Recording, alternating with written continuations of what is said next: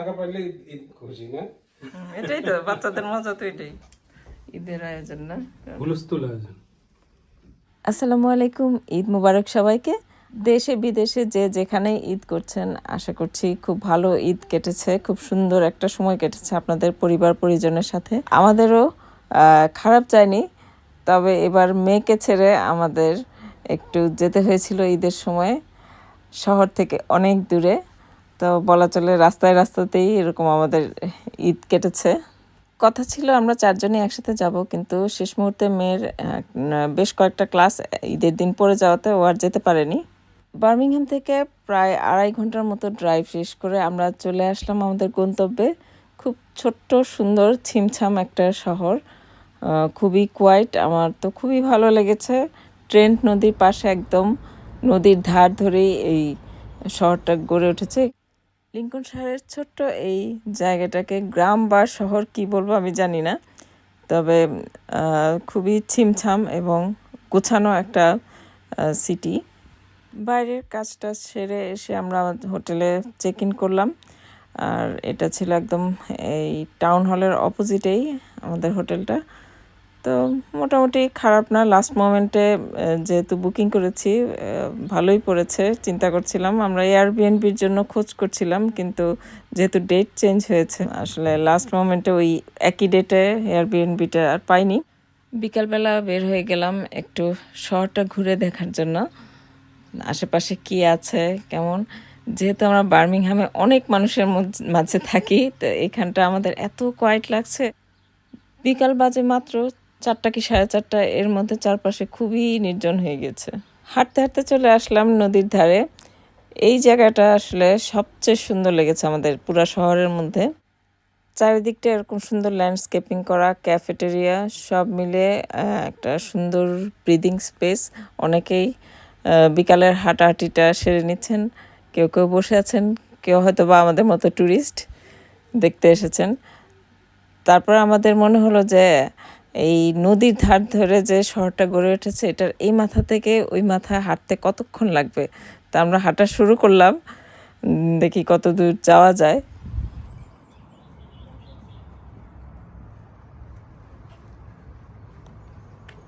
Like there's a twig. I throw it off. You see the twig? Now you can tell how fast it's going. অনেক fast চলে যাচ্ছে। নদীর পানিতে বেশ ভালোই স্রোত আছে দেখলাম, এই কারণে হয়তো বা চারিদিকটা বাঁধানো। পা ব্যথা করে। আমরা অনেক দূর হেঁটে আসছি আমাদের হোটেল থেকে, আরও যে কত দূর জানি না। মেইন রোড বাদ দিয়ে একটু মেঠো পথে হাঁটার চিন্তা করছিলাম, কিন্তু আবার ইফতারি টাইমও হয়ে যাবে, সে কারণে ব্যাক করলাম।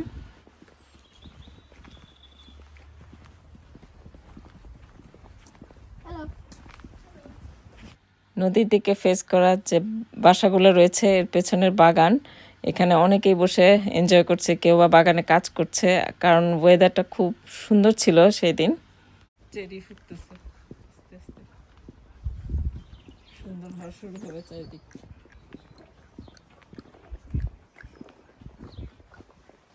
শহরের কোলাহল থেকে অনেক দূরে এরকম শান্ত সুন্দর পরিবেশে থাকতে মাঝে মধ্যে খুব লোভ হয়।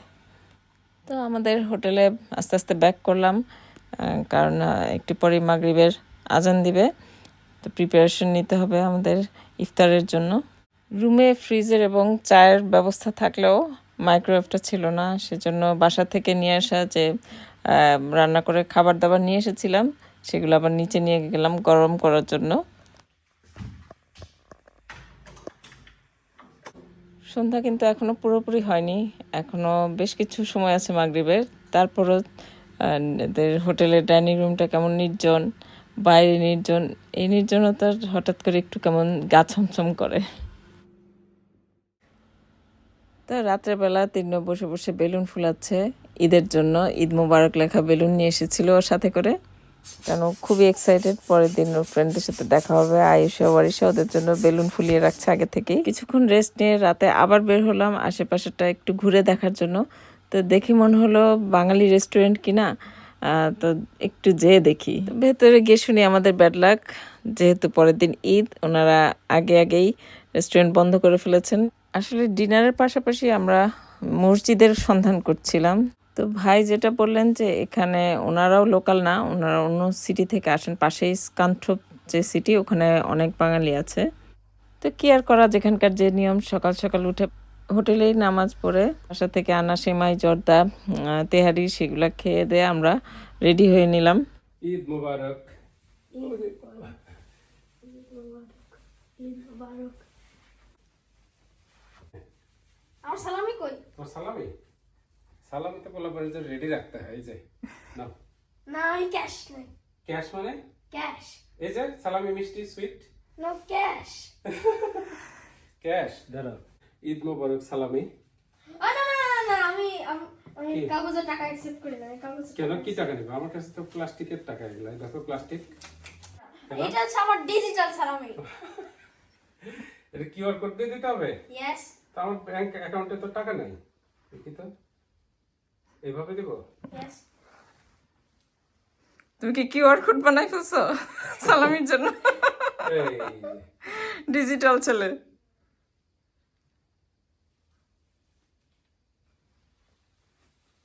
শিওর হয়ে নিচ্ছে দিচ্ছ কিনা। নাও। গেছে, টাকা গেছে। কত পাইছো? 10 pound. Love you. নবী বাবা, হ্যাপি হয়েছ ঈদ মুবারক করে? টাকা পাইলে ঈদ খুশি না? এটাই তো বাচ্চাদের মজা, তো এটাই ভাবলাম যখন এসেছি পাশের শহরটাও একটু ঘুরে যাই, আর দুপুরে জুম্মার নামাজও ওখানেই পড়া হবে। Sabi niso. হ্যাঁ নিছি, চলো। No. Eid. একটু আমরা আবার একটু ঘোরাঘুরি করব। যদিও ছোট্ট একটা সিটি, কিন্তু তারপরও আসলে পুরোপুরি ঘুরে দেখা সম্ভব হয়নি। তো আবার একটু ঘোরাঘুরি করা শুরু করলাম। এখানকার শপিং সেন্টারগুলা, রাস্তাঘাট, বাজার সদাই সব কিছু একটু একটু করে যতটুকু চলতি পথে দেখা যায় দেখলাম। পাশের শহরে যেতে আধা ঘন্টার একটু বেশি লাগবে, তো চিন্তা করছিলাম যে এখানে খাবো নাকি নতুন শহরে গিয়ে খাবো। পাশাপাশি ফোনে কুশল বিনিময় চললো অনেকের সাথেই। যতটুকু বুঝলাম যে আশেপাশে কিন্তু চারিদিকে বিভিন্ন ফার্ম এবং ফার্ম হাউসগুলা, আর তার মাঝখান দিয়ে ছোট ছোট এরকম শহর, এর ভিতর দিয়েই স্কান্থ্রপে যাচ্ছি আমরা। অনেকেই হয়তো ব্যস্ত শহরের লাইফ খুব পছন্দ করেন, কিন্তু আমাদের দুজনের পছন্দ এরকম কান্ট্রি সাইড। আজকেও খুব সুন্দর রোদ উজ্জ্বল, চারিদিকটা ঝকঝক করছে। এরকম দিন দেখলে মনটা আসলেই ভালো হয়ে যায়। তো অফিসিয়ালি কিন্তু আজকে ইংল্যান্ডের প্রথম স্প্রিংয়ের প্রথম দিন, বসন্ত এসে গেছে। তো সেন্ট্রাল মস্কে আসতে আসতেই কিন্তু প্রায় নামাজের টাইম হয়ে গিয়েছে। তো ভেতরে চলে গেল। আমি কি করব, বাইরে হাঁটাহাঁটি ঘোরাঘুরি করছি। এবং মজার বিষয় হচ্ছে এখানেও রাস্তায় কিন্তু এরকম ঈদ মুবারক লাইটিং দেওয়া। তো বোঝা গেল যে এখানে মুসলমান মোটামুটি ভালোই আছে হয়তোবা, আর বাঙালিও আছে বেশ, রাস্তায় অনেককে দেখলাম। তো এগুলা হাঁটাহাঁটি করছি, আর দিনের পরবর্তী অংশের প্ল্যান করছি। বার্মিংহামে ফেরত যেতে যেতে হয়তো বা বিকেল বা সন্ধ্যাও হতে পারে। এদিকে শারমিন আর রবিন ভাই ইনভাইট করেছে যেন এখান থেকে ডাইরেক্ট ওদের বাসায় চলে যাই। তো আলহামদুলিল্লাহ ঠিকঠাক মতোই বার্মিংহামে এসে মেয়েকে নিয়ে আবার শারমিনদের বাসায় বেড়াতে চলে গেলাম। কত আয়োজন, ঈদের আয়োজন না, হুলস্থুল আয়োজন। আজকে আমাদের ঈদ ওখানে হবে দেখে তানজিনা করছে ঈদের দিন তো সেমাই খাইতেই হবে। তো সেমাই বানায় আগে নিয়ে গেছে। Smart husband and smart wife. Allah কি বলে। তো অনেকক্ষণ আড্ডা সাড্ডা হলো, আর মেহেদি দেওয়ার সুযোগ হয় নাই শুনে শারমিন বললো চলেন আপু দিয়ে দিই। কি সুন্দর করে তিতিকে মেহেদি দিয়ে দিল। আমিও বেশ অনেকদিন পর মেহেদি দিলাম, আমার মেয়ের হাতে দেওয়া, সাথে আম্মুর হাতের বালা পরলাম। তো গত বছরের কথা মনে পড়ছিল, যখন আমরা বোনেরা প্রায় এক যুগ পর একসাথে হয়েছিলাম, আব্বু ছিল, একসাথে ঈদ করলাম। তো সব সময় তো আর সব দিন সমান যায় না, এবছর একদমই প্রায় একা একা। শারমিন আর রবিন ভাইরা আমাদের কাছাকাছি আছে, এটা যে অনেক বড় একটা ব্লেসিং। তো ওনাদের কারণে সেদিনটা আমাদের ঈদের পরিপূর্ণতা পেল। তো সবাইকে আবার ঈদ মোবারক জানিয়ে আজকে বিদায় নিচ্ছি। আল্লাহ হাফেজ।